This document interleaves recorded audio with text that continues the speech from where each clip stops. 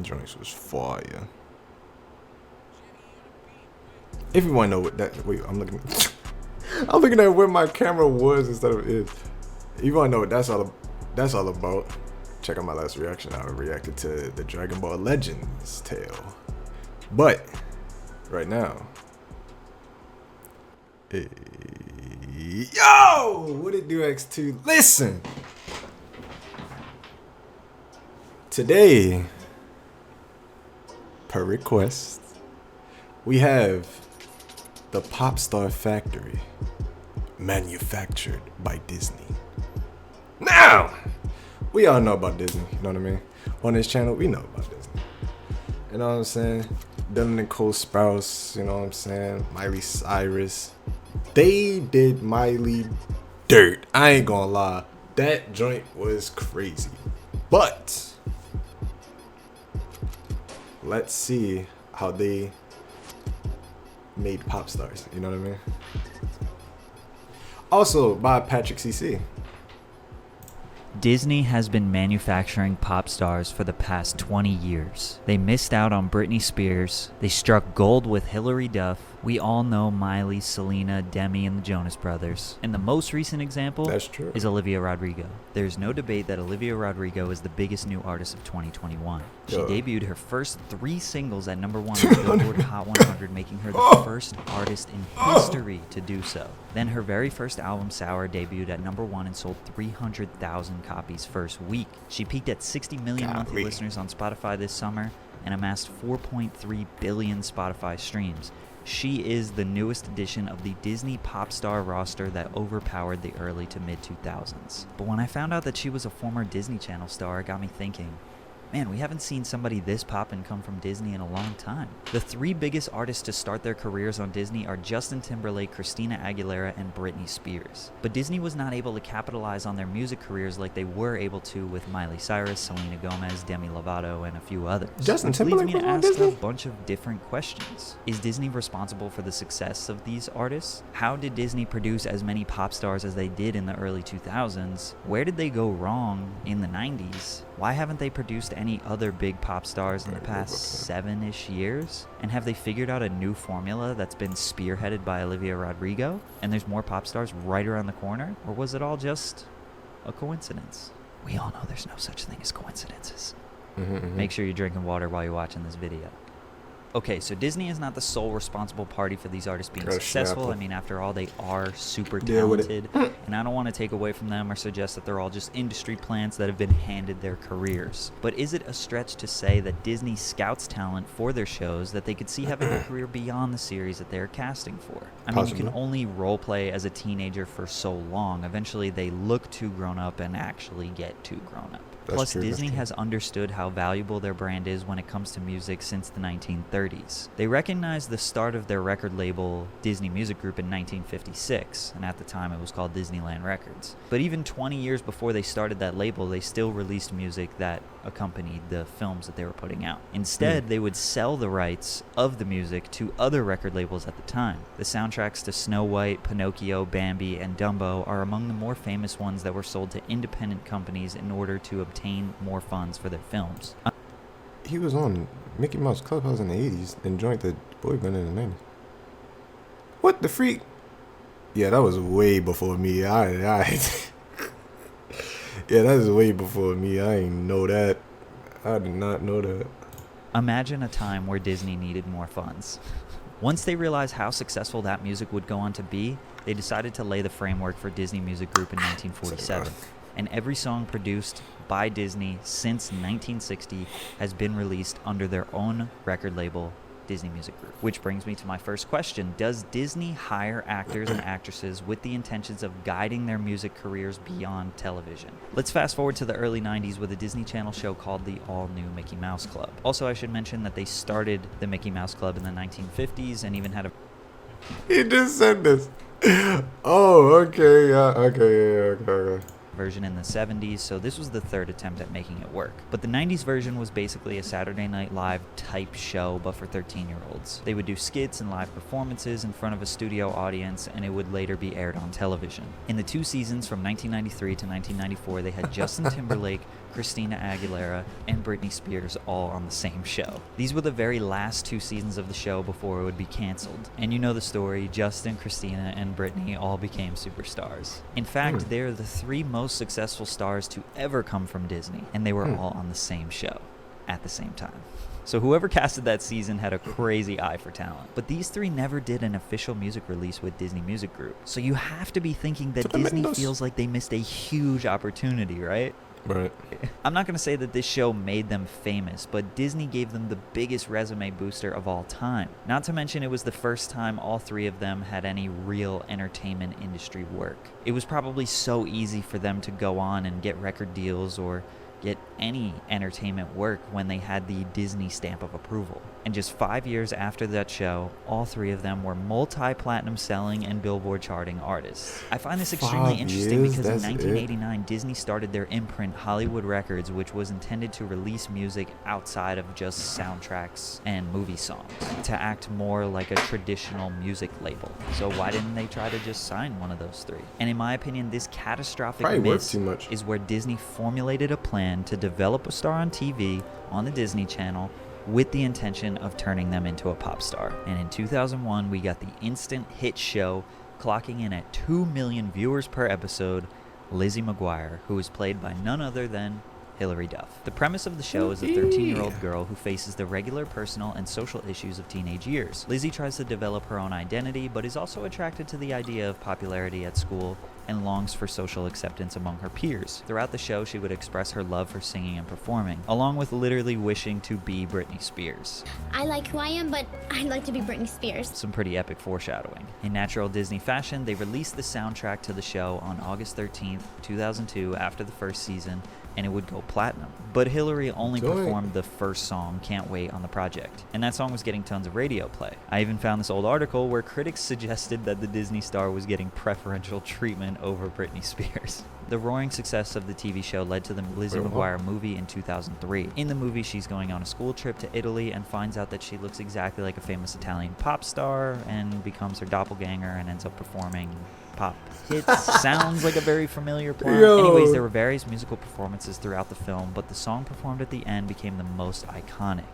Hey now, this is what dreams are made of. I didn't hit the note, I'm sorry. They actually released the soundtrack before the movie, which was common Disney practice. That way the album was already in stores by the time people watch the movie, so they can leave their house and go buy it. Not like today where you can just upload to streaming services the same day. And because of the movie, the album went 1 times platinum. So they figured, let's do a whole Hilary Duff album. Just 3 months later, they released Hilary Duff's Metamorphosis album, which would go 3 times platinum. More successful than both of the soundtracks. She even did a 2-month-long tour. And just 2 months later, February 2004, Lizzie McGuire, the TV show, ends, and they did not start season 3 because Hilary was not happy with the money she was being offered. This started the downfall. We know why she's not happy. We seen it happen. This is before Miley.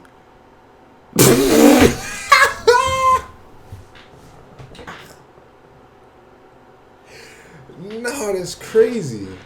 July of 2004, they did A Cinderella Story, which was a huge success and has an estimated profit of about $75 million. And I kind of summarized all of this, but Lizzie McGuire was huge at this point. I mean, they were making hundreds of $millions in merchandise, they had video games, they had probably perfumes. Everything surrounding Hilary Duff was a hit, and she was the Disney star before that was really a thing. But at this point, Hilary was not happy with the image she developed on Disney. She consistently played the same character, nerdy, unaccepted, and awkward girl trying to figure out her life. Her third album would be released on her 17th birthday, and she had way more involvement on it than the first one. She tried to break the Britney Spears mold that Disney forced kind of on her and went for a more punk Avril Lavigne type vibe. The album would sell 1.8 million records, so it was very successful. But at this point, she wouldn't work with Disney again on a film or TV show, and she would only focus on her music and release through Hollywood Records. Her next two albums, Most Wanted and Dignity, would go on to have mild success. But in my opinion, Disney tried to manufacture exactly what they missed out on in the 90s. They attempted to recreate Britney Spears. And I know that sounds rough, but Hillary's first album was literally a kid-friendly Britney Spears album. And I think she realized this in 2004 when they tried to negotiate Lizzie McGuire Season 3. She became resentful of the Lizzie brand and fame, and once the turmoil started with Disney, her success as a musical artist fizzled out. But once they received that massive success on Hillary, I have a feeling that the talent scouts at Disney turned up a notch. They weren't going to make the same mistakes they did in 93 and 94 with Britney, Justin, and Christina. And they had the success of Hilary Duff to prove that they were on the right track. Hillary was the blueprint, and she knows this. If it wasn't for you, there wouldn't be a Miley, a Exactly. Demi. Do you ever look at it like that? Like you kind of started what they're doing now? I do, but I don't sit around and like take credit for it. And for the next 7 years, they were about to churn out pop star after pop star, and the best artist rollout in history was about to begin. 2006, High School Musical. Zac Efron, Vanessa Hudgens, and Ashley Tisdale are the three newest Disney Channel superstars of 2006.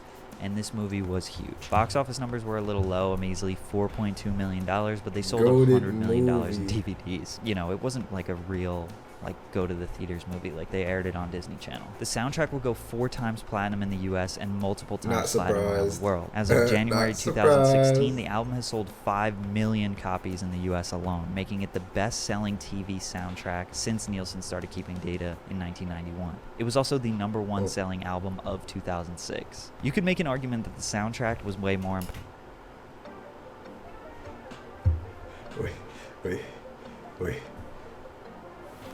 Wait, say that again. the #1 selling album of 2006.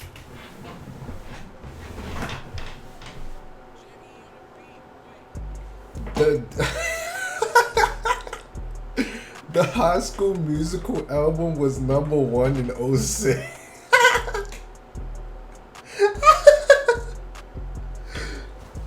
Yo, that was #1 in 06? What songs came out in 06? Shit, I can't even remember.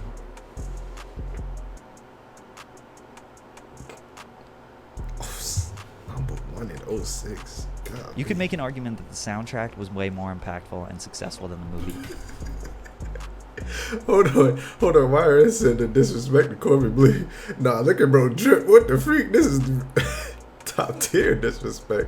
What the freak are these? Yo, no, rocking orange, green, and then blue is crazy. Zach, the only one that looked normal. Sharpay looked kind of normal. Actually, no, this is probably. But then again, he's like playing like a teenager, so this is kind of weird. Like, yo. This drip kind of itself. But Zac Efron obviously didn't pursue a music career. Vanessa Hudgens' first 2 albums wouldn't even go gold, and Ashley Tisdale had a very mild music career herself. But what would be the perfect follow-up to a wildly successful movie about high schoolers that sing? What about a show about a middle schooler who had a secret life as a pop star? I hinted at this before, but you can draw similarities in the Hannah Montana plot to the Lizzie McGuire movie, which is not a coincidence. They literally took the idea of Lizzie McGuire, combined it with High School Musical, and birthed Hannah Montana. Just 2 months after High School Musical aired, season 1 of Hannah Montana aired. They even used the HSM cast to promote the show. We're the cast of High School Musical, and we're the cast of Hannah Montana. Your show's gonna be great. Your movie was awesome. Yeah, but yours is gonna be off the hook. The first season of Hannah Montana was a huge hit. It was the biggest season premiere in Disney Channel history. Midway through season 1 on October 24th, 2006, they released the first official album for Hannah Montana, and it went 3 times platinum in 8 months. Once the first album hit that 3 times platinum milestone, they dropped the second album, and that one would go 3 times platinum in 6 months. Then a few months after that, they dropped Miley's first solo album. That one went platinum in its first month. Also during this time, they signed the Jonas Brothers and introduced Selena Gomez as a rival pop star to Hannah Montana. Wait. I know that all started to hit you very fast. And it hit me fast, too, when I was doing the research. It's like everything is going step by step cool, and then boom, All this crazy shit is happening at the same time. So let's go exact in chronological order so I can show you how pinpoint accurate and pre-planned and just literally perfect the rollout was for all of these superstars' careers. January 2006, High School Musical, movie soundtrack, album of the year. 2 months later, Hannah Montana starts. October 2006, Hannah Montana first album, 3 times platinum. February 2007, for 2006, on track, careers. January 2006, High School Musical, movie soundtrack, album of the year. 2 months later, Hannah Montana starts. October 2006, Hannah Montana first album, 3 times platinum. February 2007, signed the Jonas Brothers to Hollywood Records. This was more of like a traditional record deal, not for like a TV show or a movie yet. April 2007, season 2 of Hannah Montana. June 2007, Hannah Montana album 2, which was combined with Miley's first album. It was like this double-sided disc thing, like the first half was Hannah and the next half was Miley, but 3 times platinum. And then at some point while this is happening, they discover Selena Gomez. And 1 month later in July, they give Selena a role on Hannah Montana as a rival pop star. August 7th, 2007, the Jonas Brothers album releases, which would go on to be platinum,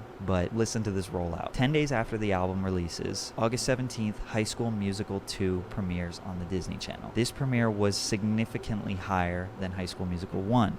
The hype was real. 17 million live viewers. The largest premiere in Disney Channel history. The next thing that they aired immediately after the movie on Disney Channel was an episode of Hannah Montana. And who was on that first episode of Hannah Montana? None other than the Jonas Brothers. That was the most viewed episode in Hannah Montana history, which is kind of random because it was just like the 40th episode in a season. But they knew that all of those eyes and ears were going to be on High School Musical 2, and the next show, they literally made sure that they got the Jonas Brothers name out there because they just dropped an album like 2 weeks before. Ain't a coincidence, bruh. A few months later, October 7th, 2007, Wizards of Waverly Place first episode where Selena performed the intro song. So now those 3 are doing their thing. 1 year later, June of 2008, Camp Rock soundtrack released, followed by the Camp Rock movie, premieres on Disney Channel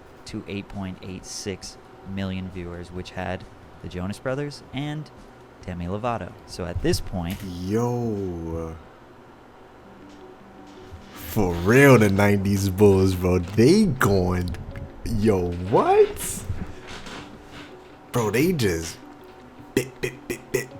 Yo, they, wow. Yo, they couldn't miss. They couldn't miss. Let me reach out real quick. Cartoon Network's best 2000s kids channel, in my opinion. Then they tried jogging Disney style and failed miserably. That's true. Well, Disney, Cartoon Network was fine. I don't know. Yeah, Cartoon. Oh no. I like both of them. No, I can't lie. I can't choose. Definitely 90s Bulls. That's on Disney Channel. So fucking yeah. Right. This yo. Disney couldn't miss. Yo, Disney couldn't miss if they tried. They had. Wow.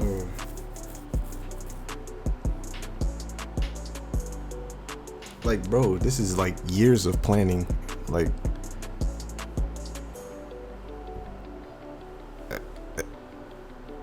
no, yeah, Cartoon Network dusted Disney. Like, it's no comp. Like no comp. Movie wise, Disney got it, but cartoon wise, Cartoon Network is unmatched. Like, unrivaled. Summer of 2008, Miley, Selena, Jonas Brothers, and Demi Lovato are all on the Disney Channel. Miley and Selena are... I ain't gonna lie, that's the all-star team. I ain't gonna lie. W, that's the dream team. I ain't gonna hold you. What, bro? Selena, Jonas Brothers, and Demi... Miley, Selena, Jonas Brothers, and Demi Lovato, bro. No, that's a... Yo... That's crazy. Not as crazy. Demi Lovato are all on the Disney Channel. Miley and Selena are on the TV show side, and the Jonas Brothers and Demi Lovato are on the movie side. So now Disney has introduced all 4 of their newest stars And from 2008 to 2010, the Disney Factory starts working, churning out album after album and making these artists superstars. 2008, Miley album, platinum. Demi debut album, gold. Jonas Brothers album, platinum. Selena stars in another Cinderella movie, which is literally the sequel to the Hilary Duff movie. And they used the single from the soundtrack to promote Selena's album the same way that they did for Hilary's first single on the Lizzie McGuire soundtrack. The same exact thing that worked for Hilary 4 years ago, they did it again with the same movie. 2009, Demi gets their own show called Sunny with a Chance. Jonas Brothers get their own show called Jonas.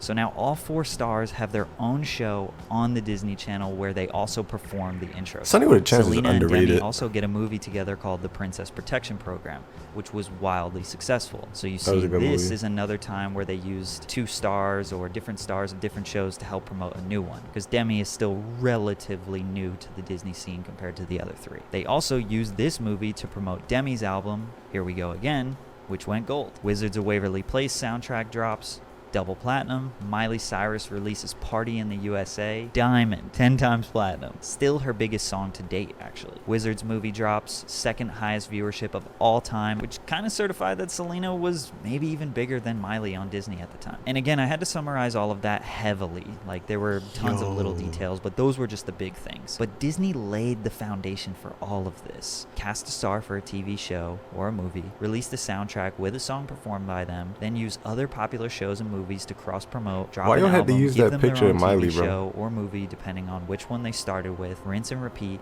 year after year, make millions and billions of dollars. And if you're forgetting my original point that this is all part of a massive manufactured plan, this is not just simply off talent or the skills of these child stars. They were a piece of a massive system that was generating billions from them.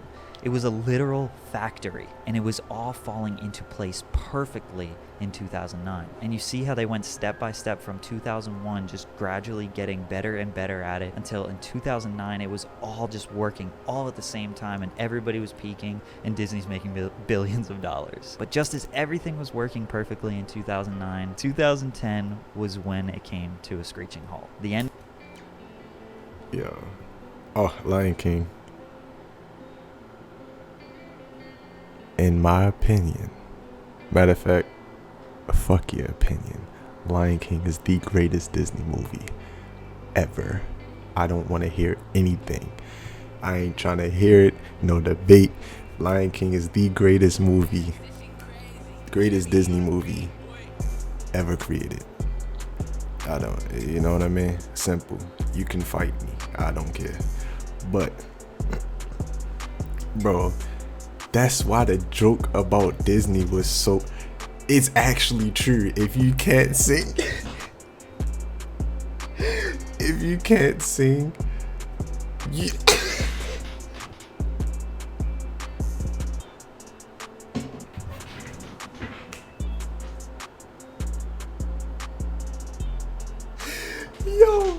Yo, if you can't sing, you can't be a star. Yo, they really...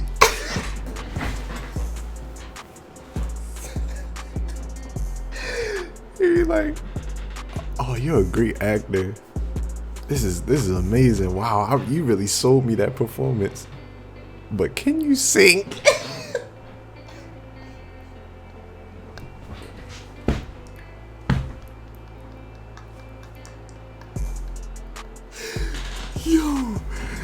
Yo, bro, nah, that's not.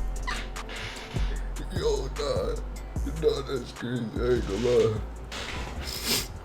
Yeah, bro. End of an era was on its way. Jonas and Sunny with a Chance both released their second seasons, but ratings were already low for both of the shows. Miley releases her album Can't Be Tamed, which was her worst performing album, and if you think about the title, it kind of says a lot. Miley was expressing her inability to love the Hannah Montana show anymore. She was growing out of the tween era and into a young woman. We even got a famous quote from Miley in 2019. "The minute I had sex, I was kind of like, I can't put this fucking wig on again." it got weird. So basically, she's dressing, acting, and performing on stage in a very grown-up manner, was even caught on Instagram smoking salvia out of a bong, all while Hannah Montana Season 4 was airing, and 5, 6, 7, 8-year-olds around the world are looking up to her on the show and then seeing how she performs live and in person and just being really confused, and obviously parents didn't like that. So the show kind of crashed and burned, and album sales plummeted, and Miley wanted to move on. Selena had a good year though. She put out her second studio album, which went gold, and had a 2x platinum single and another 1x platinum single, and Wizards of Waverly Place was still performing great. 2011, Jonas Brothers are officially on a hiatus, Hannah Montana is officially over, and Sunny with a Chance was officially over. So Selena, is all up to you, baby. Wizards was in its last season, but again, Selena had a great year. She released a gold album and would have 3 singles get a combined total of 8x platinum. Who Says, Love You Like a Love Song, and Hit the Lights were all crazy successful. Which is kind of wild how Selena's most successful year was when the Jonas Brothers and Miley Cyrus were gone and Demi Lovato was kind of in the background. Just goes to show you how powerful it can be when you have the entire Disney machine focusing on one thing. But once 2012 hit, the true end of it all happened, at least in terms of the shows, and really the general hype of Disney. Instagram and Vine were just about to be the biggest things in young kids' lives, and all their stars were just not children anymore. From 2012 to 2019, they didn't break anyone the size of Selena or Miley, at least not on the Disney Channel. And there are some honorable mentions that came from Disney that had some hot moments, Zendaya being one of the biggest, but she's basically only pursuing acting despite having some music success. Let's be honest, nothing to the scale of Selena and Miley. That's true. That's true. Yo, Zendaya had dropped one song. I forgot what it was. But that joint slapped. I forgot what song it was. It was like, play you everywhere I go, play you everywhere I go, play you everywhere I go. Yeah, I love this song on replay. Listen to it all day. Yo, that song slaps. I don't, yo. Demi and Selena are still releasing under Hollywood records for a few years beyond that, though. And Demi actually saw most of their success way after their time on TV. From 2013 to 2017, Lovato would release albums and singles totaling 25 times platinum, which brings us back today to Olivia Rodrigo. She had a role in Bizaardvark with Jake.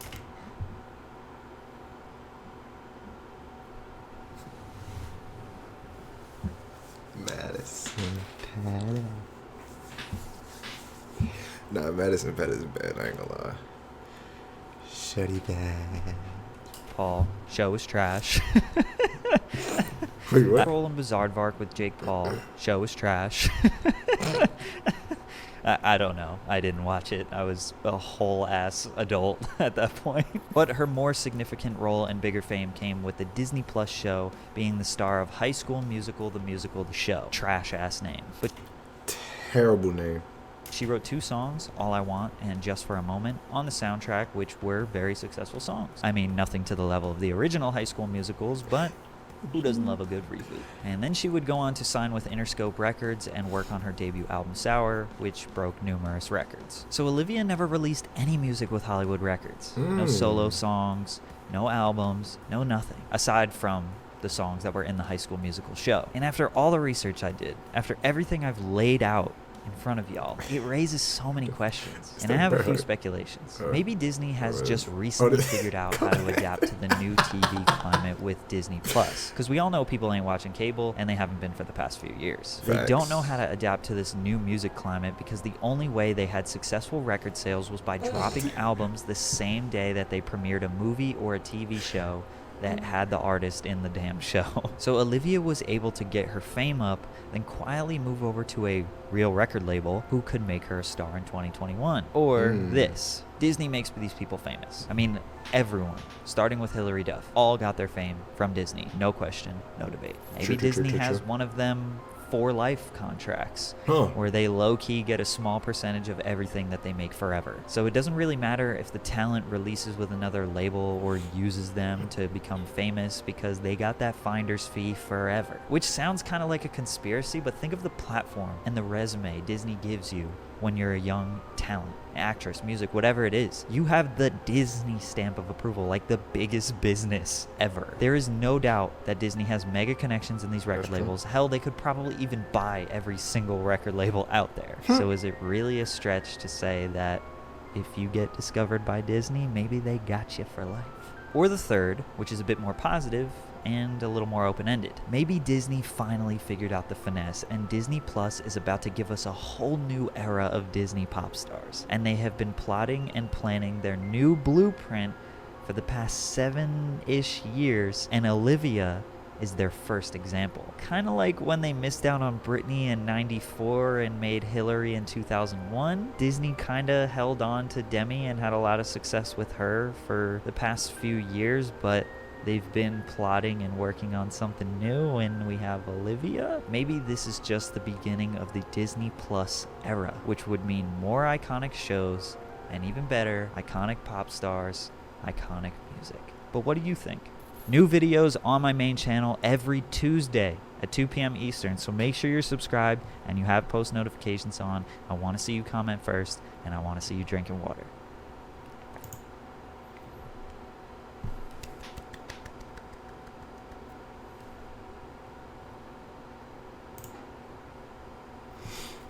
That was a W video. But before I end the video, how would they even, I want to talk about how they would even be able to, because it's a lot of shows on Disney Plus.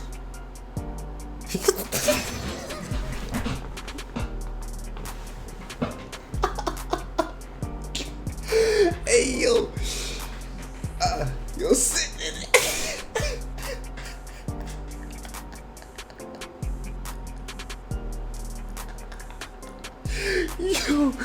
Yo, so they go through a revamp. yo. Nah, that was funny. I ain't gonna lie that. Nah, that was funny. But how would they be able to see who's watching what show? Because it's a lot of shows on Disney, and like unless they have like things for each show, how would they know who's watching what? I mean, actually, I think that is possible, because people that watch like other shows like Loki and stuff, they could tell how like how good it is and stuff. Okay, so yeah. Okay, so hey, they might be rebuilding.